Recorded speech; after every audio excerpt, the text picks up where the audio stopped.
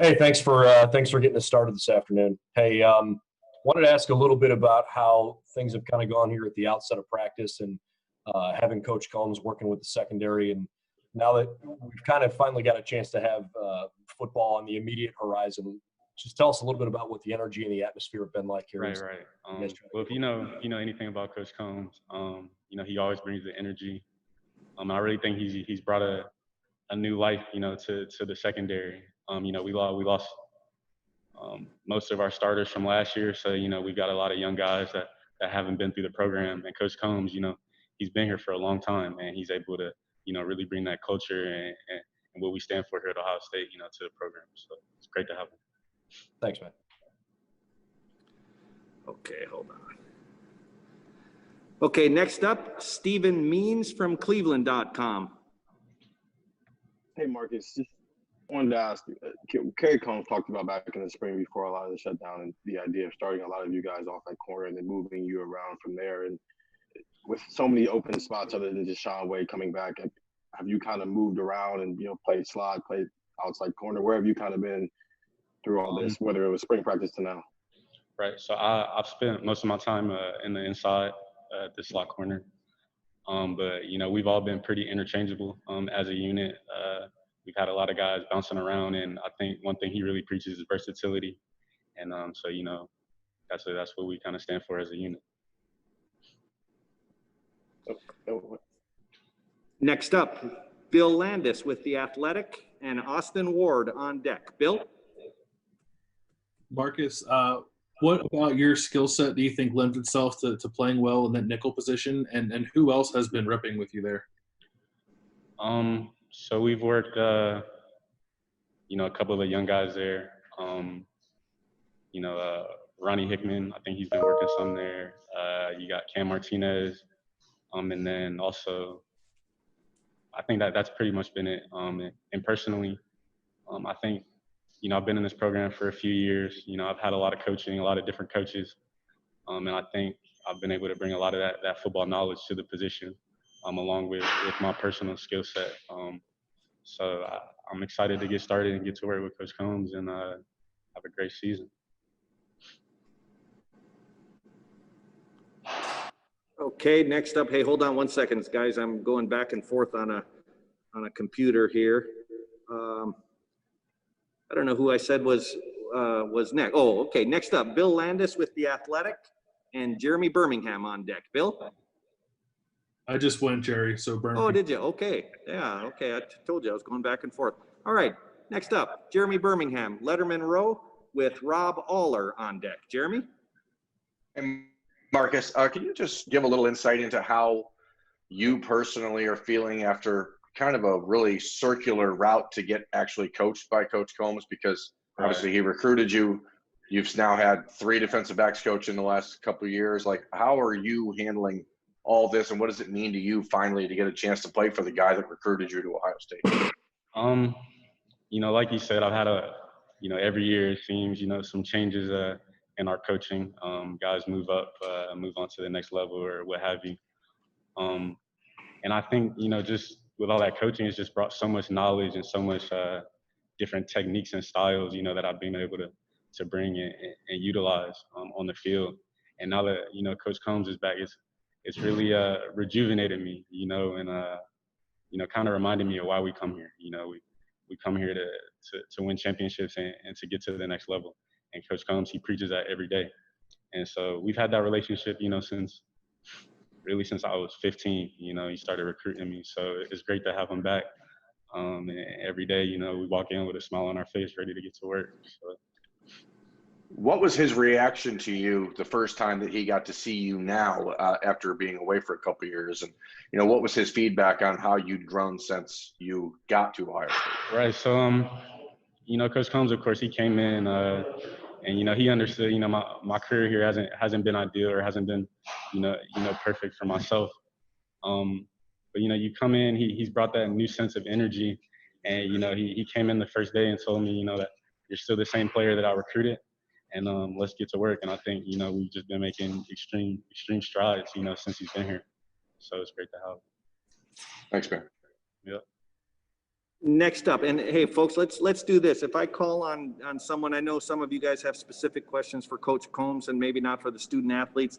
I'm going to just go down my list so I don't get even more confused. But you can just pass on it if you'd like, and I'll certainly get around on this list a couple of times, so we should be able to get everybody to be able to ask questions with who they need to. So next up, Rob Aller from the Columbus Dispatch with Joe Dempsey on deck. Rob?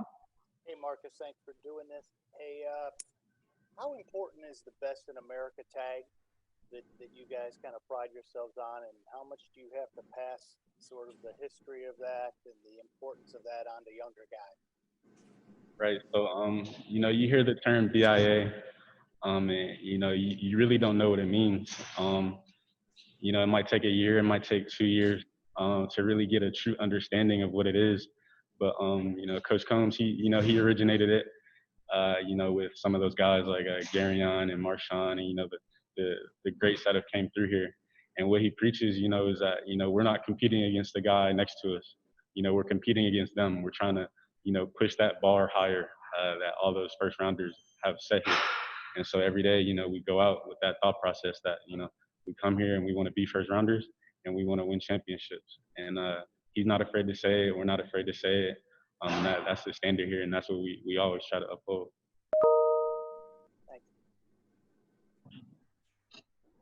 Next up, Joe Dempsey with Buckeye Sports Bulletin and Tony Girdman on deck. Joe?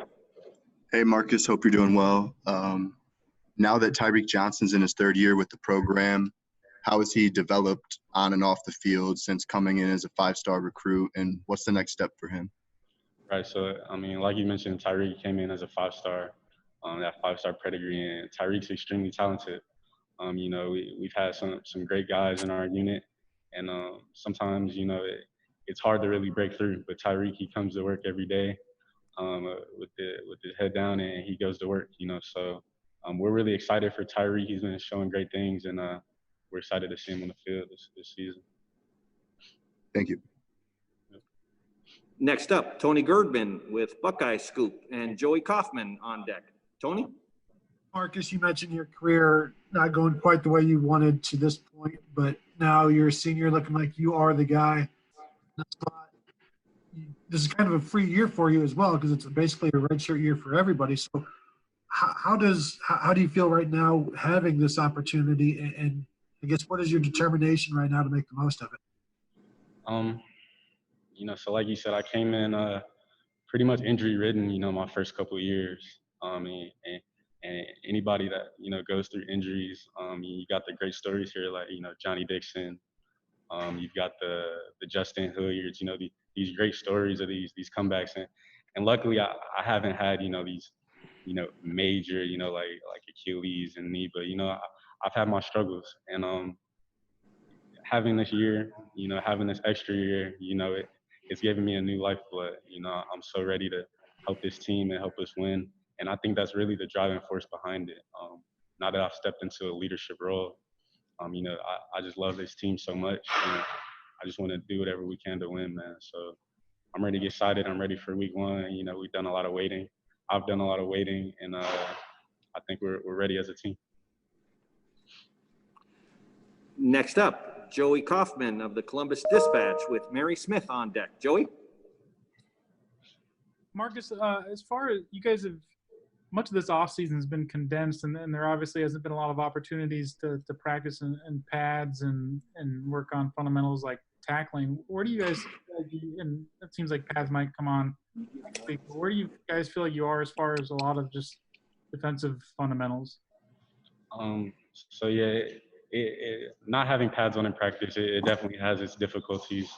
But I think Coach Day, our defensive staff, and our staff as a whole, they preach practicing like a pro. And so without having those pads on, you're able to, practice those fundamentals, having great football position, playing low, having the right approach on a tackle. And I think it'll pay off once we get the pads on. And yeah.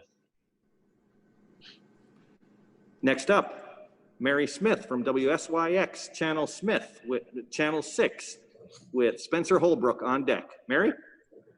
Hey, Marcus. So I just had a question. Coach Combs has sent so many to pros. Can you guys hear me? Okay, Yes. awesome. He has sent so many to pros. How has he helped you?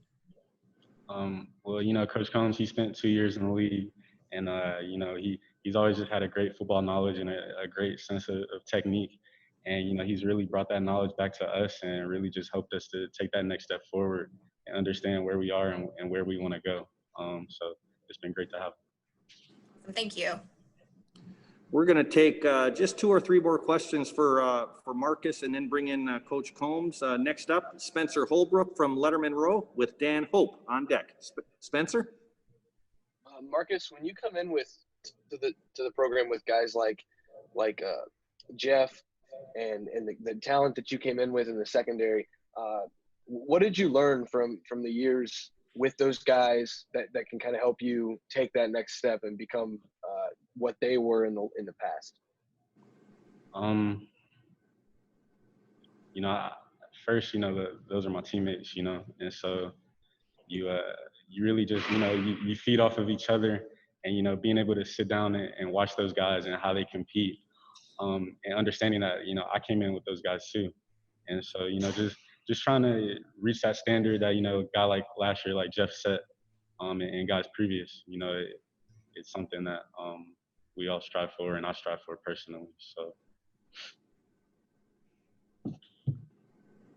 Next up, Dan Hope with 11 Warriors and Patrick Murphy on deck. Dan? Hey, Marcus. Tony mentioned before about, you guys getting the extra year of eligibility. Have you thought about that at all? About, you thought this was going to be your last year and, now you might have that opportunity to come back for a second year? Right. Well, 2020 has been a crazy year for us as a nation and as a whole. And coronavirus and the pandemic, it's brought a lot of issues, but it's also, it's been a blessing in disguise for me. I've had some seasons cut short here, and having this extra year, it gives me, a sense of freedom, to just go out there and play and have fun and be that leader for the guys that I think we need on defense, and that, we can really strive and go do big things this year. So great to be back, great to have that year, and just ready to get started. Thanks, Marcus. And last question for Marcus comes from Patrick Murphy with 24/7 Sports. Patrick? Marcus, you mentioned not having pads. I'm curious how much tackling you guys have done. We've seen teams throughout the country kind of start the season slow. Some teams haven't practiced tackling at all. Obviously, you guys have some time, but how much have you guys been able to do in that department? So, we haven't had pads on much, like I mentioned earlier. But, there's ways, practice having, a great approach to the tackle, having great football position, playing low, playing with great eyes. And that's something we drill every day and we emphasize. And so once those pads come on, it's like taking the training wheels off, So having those practice habits every day and practicing like a professional, I think will really pay off for us as a team. Marcus, that'll do it for tonight. Thank you so much for your time, and have a great week. Thanks again. Okay, thank you, guys. All right, next up, folks, is we're going to open up with Coach Combs. Up will be Nathan Baird from Cleveland.com with Bill Rabinowitz on deck. Just give me one moment there, folks. I gotta go over there.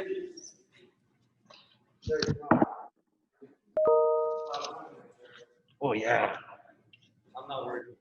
I know. I don't want this all day, but I appreciate you. Oh, yeah, that's true, isn't it? Yeah. See how that looks. Yep. All right. Yeah. Hello, everybody. Hello.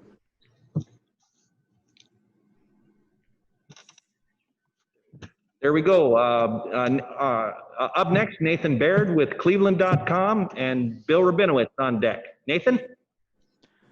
Hey, Kerry. We were all pretty impressed, or a lot of us were, with what we saw from Seven Banks on that brief look we got of you guys first day of spring camp. You obviously look at him with a little bit more scrutiny than us, though. So just what does he still need to do to impress you by the start of the season? Well, he's got to be consistent in his performance and his preparation, but at the same time, I've been very, very pleased with Seven. I think he's an explosive athlete. I think he's big and long and very much in the tradition of the corners that we've had here at Ohio State. So I'm excited to coach him and see how he fares out there. Next up, Bill Rabinowitz with the Columbus Dispatch and Tim May on deck. Bill? Hi, Kerry. Hi, Bill. You came back. I'm sure you wanted to maximize every second that you could when you returned or refamiliarize yourself with the players, get things installed. How much of a setback has it been to have to kind of go on whatever schedule this is and have been gone as long as you were? How much catch up are you still kind of playing? I'm having a hard time hearing you, but I think what you're asking is the delay and the opportunity to be with the kids from March, whatever it was, till June the 8th, and doing all that over Zoom, and then the way the summer's been. And I prefer to be a hands-on coach. I learned to be a Zoom coach. I think the neat part about that was that I probably have more communication with those kids than I would have in a normal recruiting cycle when I would have been on the road. So that was new and give us a good opportunity to spend some time in some areas other than football where we were getting, to have conversation. And the other thing is there's a whole lot of those guys that were here, the first time around, and kids that I recruited. So I have a relationship with them. But at the same time, there's no question that the absence of available practice time, was disappointing. There's nothing we could do about it. And so we can sit around and cry about it, or we can just put our heads down and do with what we have. And I think we maximized every bit of time that we were allowed to. I think Ryan did a remarkable job of putting a schedule together that on a daily basis gave us the opportunity to work with kids in discretionary formats, voluntary formats, Zoom format, every possible way that you could. And so I'm comfortable that while nobody would like the situation, I'm comfortable that we probably maximize that time as well as anybody. And it's an obvious question, but how much of an impact does Shaun Wade's return have? And how confident are you that the other three spots will play to the standard that Ohio State is used to? Well, I mean, it's very early in camp for me to say confident, but at the same time, I really like these kids. I love Shaun Wade. I'm thrilled he came back. I think we have a lot of talent back there in the back end. It's just young talent. It's, inexperienced talent, but that's what happens when you have great players. I mean, we lost a bunch of really good players off of the defense, but we recruited a bunch of really good players to take their place and guys that have been working extremely hard to have that opportunity. So I'm excited about it, guys. We're ready to play. We'll be fine. Thanks, Gary. Next up, Tim May with Letterman Row and Brendan Gulick on deck. Tim, are you with us? Yes, I am. Thank you, Gary. Thanks for calling on me. By the way, Gary, I think I heard on the radio show the other day you're a grandfather again, so congratulations. It's 8 of them now, 8 of them under 7. So thank you. It's but my kids are fertile. That's called the herd mentality, I think. But I believe so. And please don't put that on Twitter. I know. Somebody in there's typing that already. I shouldn't have said that. Yeah, you shouldn't have. I shouldn't have said it either. But hey, that's life. Real quick, what does it, if you had to define for someone, what does it take for a player in your mind to be starter capable as a cornerback at Ohio State? What are you looking for the next 5 weeks? Obviously, Shaun Wade's going to be back, you do believe. But what are you looking for example, at that other spot that's going to define people that you think can play the cornerback position at Ohio State? Yeah, that's a great question, Tim. I think more than anything, I'm looking for a gritty competitor, a kid that refuses to lose, that it plays with a fearless mentality of my man catches no balls. And that's really the mindset that we have to have, play in and play out. Physically, I love long, fast corners, and we all know that. But more than anything, I want a mentally tough guy who's going to line up day in, day out, play in, play out, and have the confidence that his guy is not going to get open. He's going to be in on-body coverage, and he's going to deny that reception. And so that we're developing that mentality. I'm excited about these guys and their development of it. But that is really what I'm looking for. It's what I look for when I recruit. I like to recruit winners. I like to recruit guys that that their guy doesn't catch the ball. And if we do that, we've had good days. In the last several weeks, there's been one guy that's kind of jumping out at you that maybe people don't know about right now who could be in that mix. I wouldn't say that. I think everybody knows all the kids that we have here, and I think we've had some guys that are slowed a little bit by injury and different things like that. But I think that this is the core group of players that everybody has talked about are the guys that are going to go. I think we have a great group of young freshmen, and they're talented. They don't know what they don't know yet, and so we're working on that. But they're learning about the toughness of Ohio State and the culture, and I think those kids are all going to contribute. I think that this season more than any other, you're going to have to depend on young players and inexperienced players to step in and fill roles, and so we're working really hard on coaching our depth as well. Thank you. Yep. Next up, Brendan Gulick from Buckeyes Now on SI with Bill Landis on deck. Brendan? Hey, Coach, thanks for spending a little time with us. Sure. Pretty clear that the state of Ohio is an important place to you. Born and bred here, coached a lot of football here at all levels, left, and you came back. Why is Ohio football so important to you?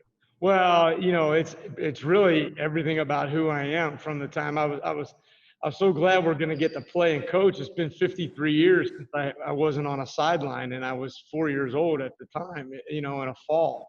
And so it's everything about who I am and kind of how I grew up. My wife and I went to the same high school. Our kids went to that high school. We grew up 2 miles apart from one another. We lived in Cincinnati all our lives and really had no plan to leave there until Urban called, and then that kind of got us moving. But I grew up watching Woody Hayes coach and Archie Griffin run the ball and all the things that a lot of other Ohio people did. And I love this state. I love what you get in Ohio residents. I love, you know exactly what I'm from the west side of Cincinnati, and you know exactly what you're getting from a West Sider. And I found that that's true universally around the state of Ohio. And one of the things that I love the best is when I go somewhere else, invariably somebody is going to say OH, and there's a connection there. So Buckeyes are special people, and I'm just really, really glad to be one of them. Thanks for sharing. Next up, Bill Landis from The Athletic with Austin Ward on deck. Bill? Hey, Kerry. Hey, Bill. Where you just came from, the NFL, it seems like nickel or big nickel, whatever you want to call it, has kind of become the base kind of defense across the league. And just wondering how maybe you see that trickling down to college and whether or not you think the college game is moving towards having one of those hybrid kind of defenders on the field, guys who can play safety and corner or safety and linebacker. Yeah, I think that it's a nickel-based league because it's a throwing league. 70% of the plays are passes. There's very little quarterback run, although it's cycling back to that a little bit with some of the dynamic young quarterbacks and their ability to run. And so you're going to be in a nickel.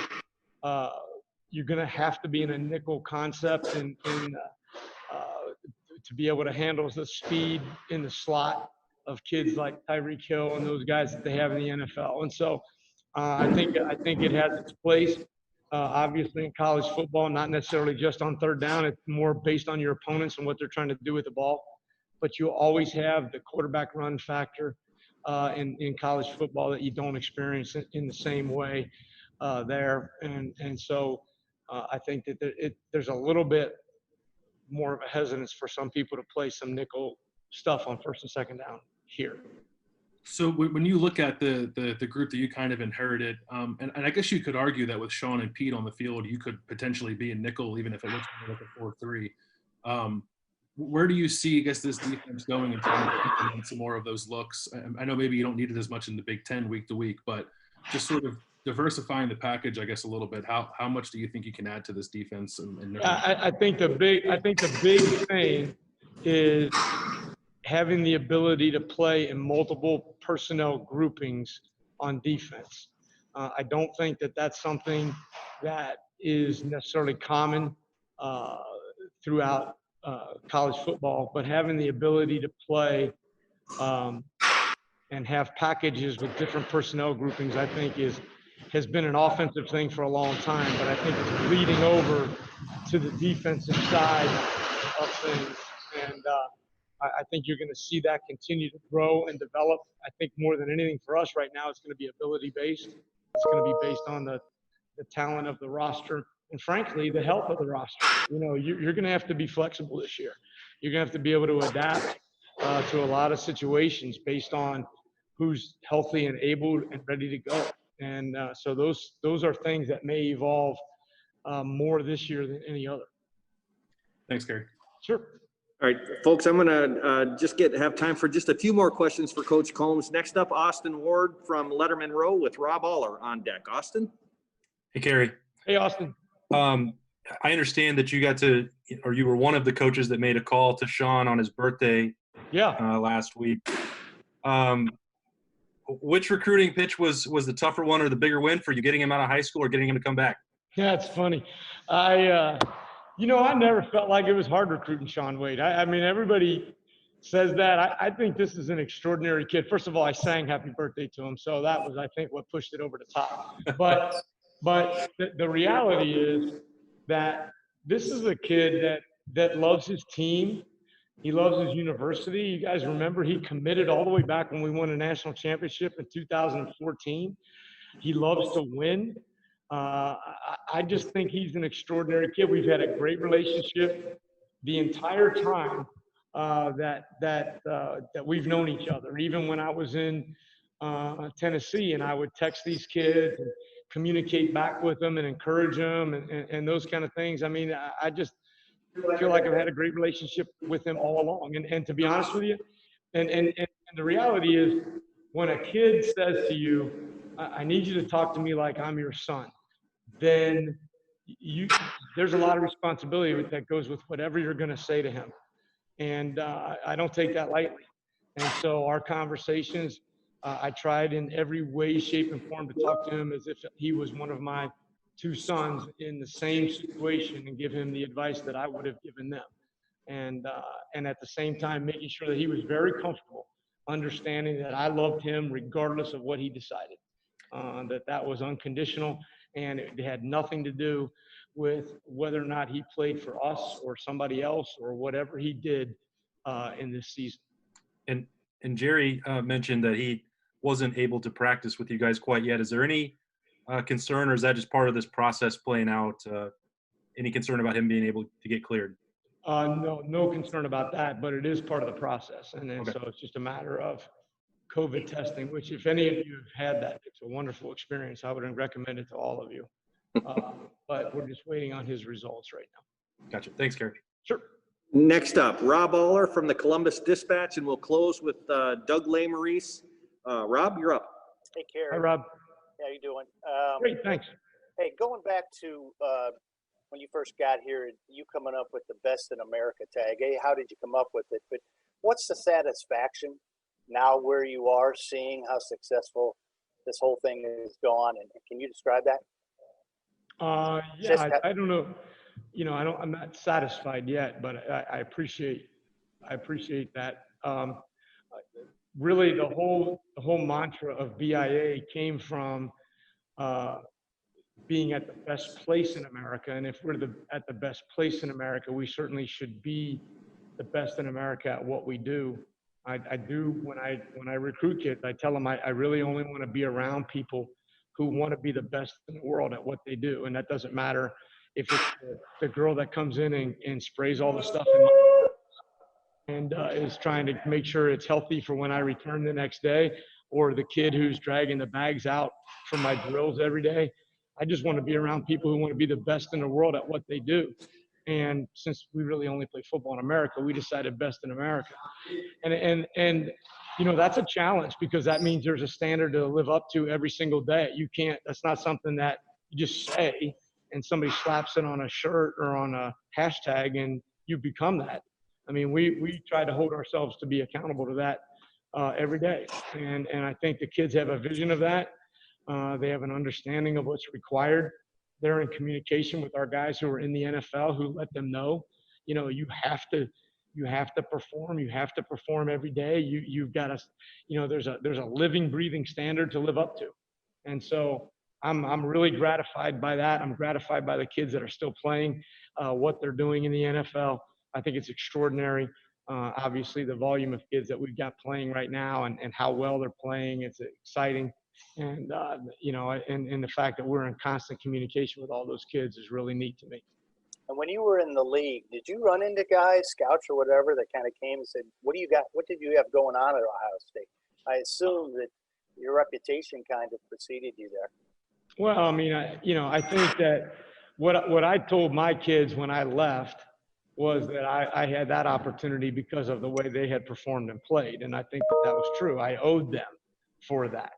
And so when I got there, obviously there's a lot of questions about the players that the Titans wanted to know, about those kind of things. And so I just tried to coach those guys the same way I tried to coach these guys. And it seemed like we were doing okay there the last couple of years. So, and I think they're going to be really good this year. So, I don't know. I don't even know if that answers your question, but, I don't think they didn't think we were waving magic wands. We got a great strength coach who trains these kids in extraordinary fashion.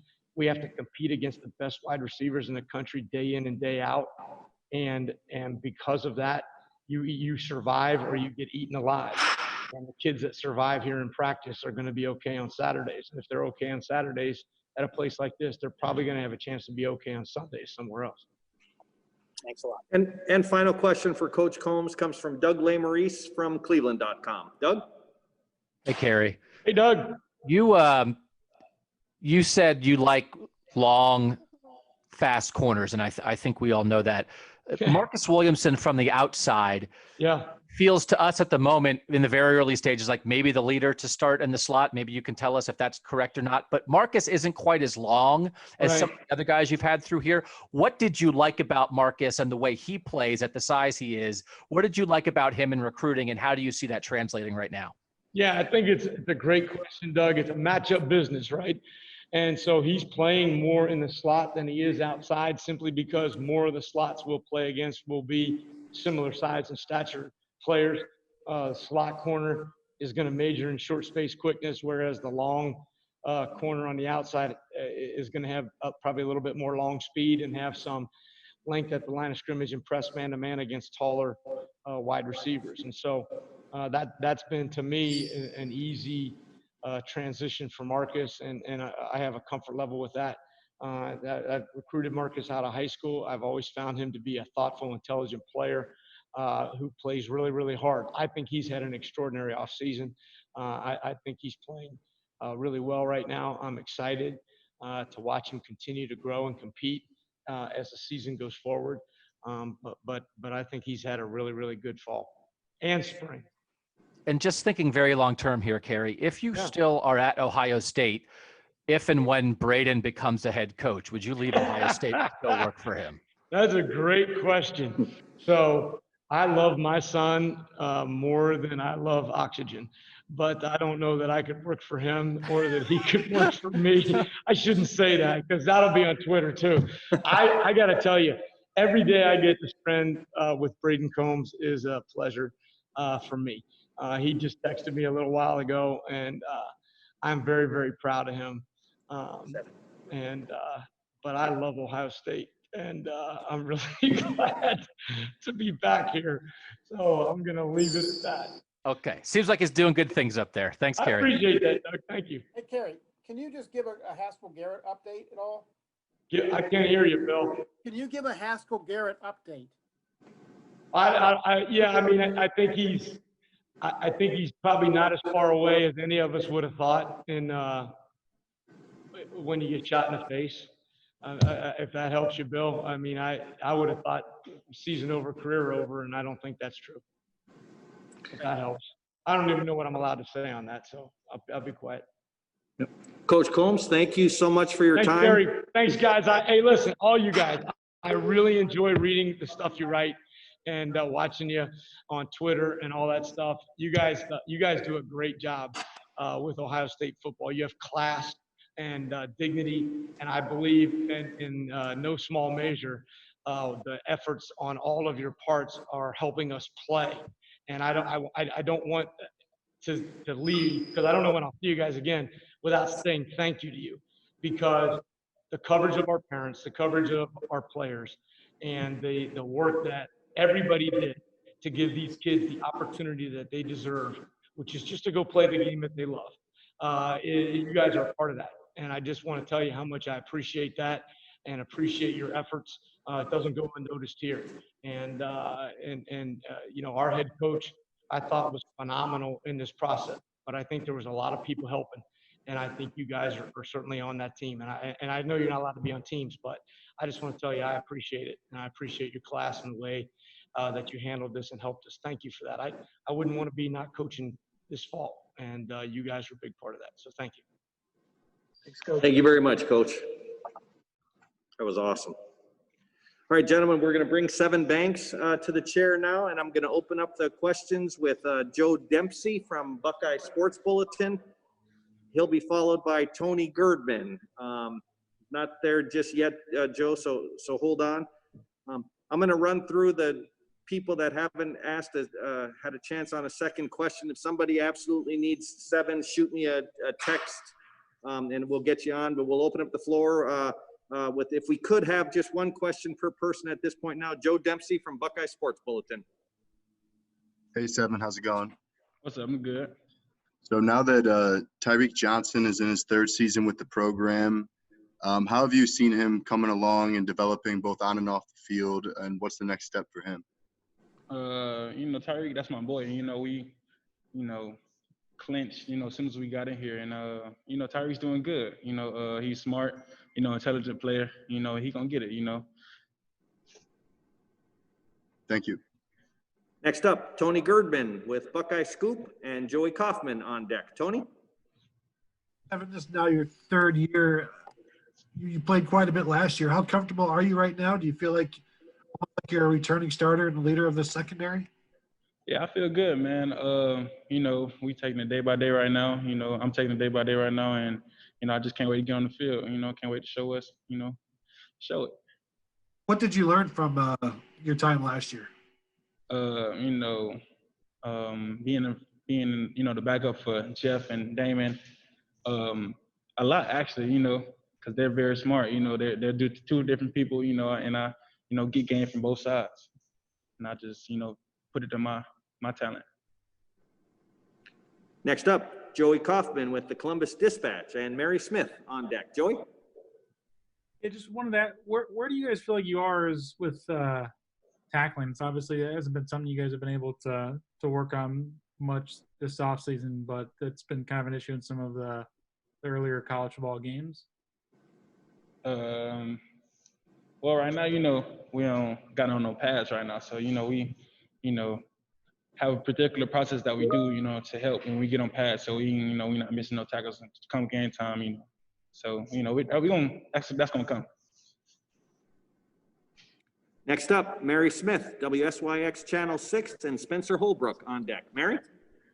Hey, Seven. What was it like just kind of waiting, being stuck in limbo to find out whether or not you're actually going to be playing this season with Big Ten? Yeah, that was a process. It was just a waiting game for real, but we always was trying to get ready so we could play. It's always ready. It's always good to be ready. Thank you. Next up, Spencer Holbrook, Letterman Row with Dan Hope on deck. Spencer? Seven, it seems like there was a day or two stretch where you and Cam thought you were probably going to have to be, the two guys. Once Sean said he was going to the NFL. When he came back, I know he's one of the best cornerbacks in the country, but what was that? What were those couple days like to your thought process and just going through that process, knowing that you might have to step up even more if he would have left? Yeah, my thought process about that, it never really changed. I always came in, to ball, and that's never gonna change. Whoever here, no matter what's going on. So yeah, I'm gonna just do me. Next up, Dan Hope, 11 Warriors with Patrick Murphy on deck. Dan? Hey, Seven, with Sean being back at one of those outside cornerback spots, what's that competition been like between you and Cam and Tyreek, trying to get that other starting spot? We take it day by day. It ain't, you feel me? We at Howard State, we got to compete, every day. So it is, we just gonna compete. I don't really know what to say about that for real, but we gonna compete. Okay. Next up, Patrick Murphy with 24/7 Sports and Jeremy Birmingham on deck. Patrick? Seven, you talked about learning from Jeff and Damon last year. I'm just curious how this offseason has been different, knowing you really can be one of the top 3 corners for the team this year, as opposed to kind of knowing there's a roadblock with guys like that in front of you. Yeah, like I said, I took both of their mindsets in football and added to mine, and yeah, I mean, it's great. I put it together, I'll be good. Next up, Dan Hope with 11 Warriors. And wait a minute, who are we on? Dan, have you asked a question? I already went. I'm good. Next up, Patrick Murphy, 24/7 Sports. Jeremy Birmingham on deck. It's Berm's turn. I just went. Yeah, that's what I said. Jeremy Birmingham. Next up with Tim May on deck. Hey, Seven. I was curious about the development of Marcus Williamson as a leader, as a guy who hasn't played a lot, for you and for Cam. What you guys have learned or gained from Marcus, just the way that he's been able to deal with the tough hands that he's kind of had to deal with in the last couple of years. Yeah, everybody, is dealt some cards, and it depends on how you play it. And Marcus has been playing his cards, well. It's different, from being in the game and then just watching the game. You learn, you see a lot of stuff when you're not in the game, and when Marcus, is in, he applies of what he's seen and what he's been through over the years to the game, and he, very smart, intelligent person, and he put it together. He gonna be good. Thank you. Couple more questions for Seven. Next up, Tim May with Letterman Row, and we'll end with Nathan Baird. Tim? Thank you very much, Jerry. 2 quickies. Seven, number one, you got that 24/7 necklace on. Usually that means always open, but what does it mean for a defensive back? Oh, no. For me, growing up, my first number was 24, and my name is Seven. So that I used to play offense. I switched to defense when I was about maybe a junior in high school, and they used to call me 24/7 all the time. And nah, this don't mean the wide receivers always open. This ain't that. Yeah. Don't come over here with that. Nah. And the other thing I want to ask you, what does it take? You've been here for a while now. What does it take to show that you are capable of being a starter at Ohio State? What do you need to show Coach Combs and Coach Day the next several weeks and stuff? And what would you tell somebody if you had to explain to them what it takes to be a big-time starter at Ohio State in the secondary, which has got so much rep right now? Yeah, what it all come down to is just making plays, knowing what you're doing on the field and being smart. And, what I got to do different to be a starter, I don't got to do nothing different. I just do me and keep balling. Thanks, man. Mm-hmm. And we'll close out tonight's interviews with some questions or a question from Nathan Baird with Cleveland.com. Nathan? Yeah, 2 cookies for me, too, if I can take a page out of Mr. May's book. What deal did you make with Teraj Mitchell to get number 7? What happened? What means he did? I don't even know. I think last year, probably like halfway through the season, I'm like, T, man, I need 7. It's only right. It's only right, T. Like, let me, And then he was like, okay, cool. I'll give it to you. And that's how that kind of went. We ain't really arguing too much about it, but I had to pick his brain a couple times. You didn't have to, make a transaction. Oh, no. I didn't. Okay. And just, for yourself, I guess maybe for a lot of us, we think, well, what difference does a number make? But does that mean something to you? And just as far as the identity that you want to have, and especially for this season when there's I guess so much of a role potentially there for you, does something like that kind of factor into the kind of, I guess, attitude you can take onto the field or the presence you want to have as an athlete? Yeah. Shoot. You know, you look good, you play good, and I got that mindset. You know, that's what has been instilled in me. And seven, it's a lot of things for me. Even though my name's Seven, my mom is a real biblical person. You know, she named me Seven. It took God 7 days to make the earth. It's a completion number, and it's just real common in the Bible. And just seven all the way around. You know, that's just me.